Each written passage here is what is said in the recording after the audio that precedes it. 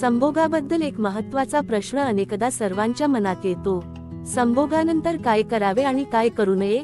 खरं तर शारीरिक संबंध संपल्यानंतरची काही मिनिटेही तितकीच महत्त्वाची असतात. या काळात काही चुकीच्या सवयींमुळे अस्वस्थता, संसर्गाचा धोका, नात्यातील भावनिक दुरावा किंवा इतर समस्या निर्माण होऊ शकतात. म्हणूनच आजच्या या व्हिडिओमध्ये आपण जाणून घेणार आहोत संभोगानंतर टाळाव्यात अशा 5 मोठ्या चुका आणि त्यावरील उपाय. चला तर सुरुवात करूया. पहिली चूक, लगेच झोपून जाणे. संभोगानंतर अनेकांना लगेच झोप येते, विशेषतः पुरुषांमध्ये हे सामान्य असू शकते.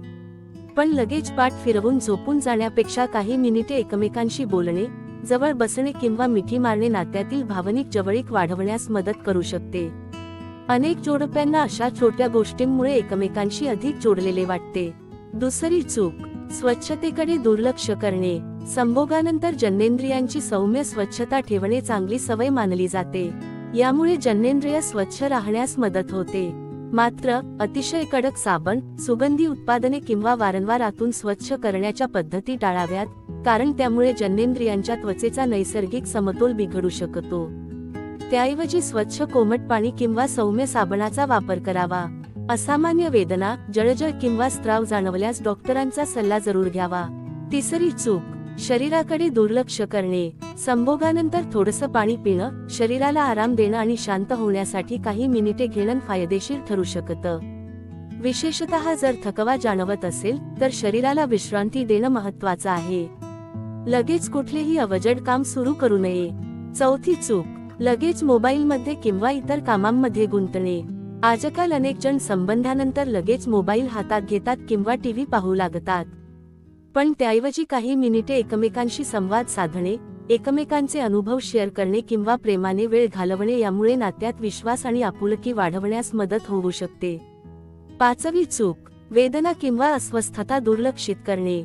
संभोगानंतर वारंवार वेदना, रक्तस्राव, तीव्र जळजळ किंवा इतर असामान्य लक्षणे जाणवत असतील तर ती दुर्लक्षित करू नका.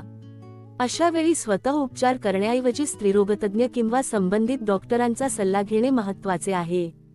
मित्रांनो, थोडक्यात सांगायचं तर काही मिनिटे आपल्या जोडीदारासोबत शांत वेळ घालवा. सौम्य स्वच्छता ठेवा, शरीराला विश्रांती द्या, संवाद साधा, मोबाईलपासून थोडा वेळ दूर राहा. कोणतीही असामान्य लक्षणे दिसल्यास डॉक्टरांचा सल्ला जरूर घ्या. शेवटी एवढंच, संभोग म्हणजे केवळ शारीरिक संबंध नाही, तर त्यात प्रेम, विश्वास, संवाद, परस्पर आदर आणि काळजी यांचाही मोठा वाटा असतो.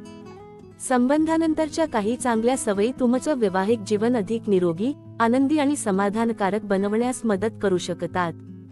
तुमच्या मते या 5 पैकी सर्वात महत्त्वाची सवय कोणती आहे? आम्हाला कमेंटमध्ये नक्की सांगा. व्हिडिओ आवडला असेल तर लाईक करा, आपल्या मित्रांसोबत शेअर करा आणि अशाच आरोग्यविषयक व वैवाहिक जीवनाशी संबंधित माहितीपूर्ण व्हिडिओंसाठी निरोगी कामजीवन चॅनेलला सबस्क्राईब करायला विसरू नका. स्वस्थ रहा, सुखी रहा. धन्यवाद.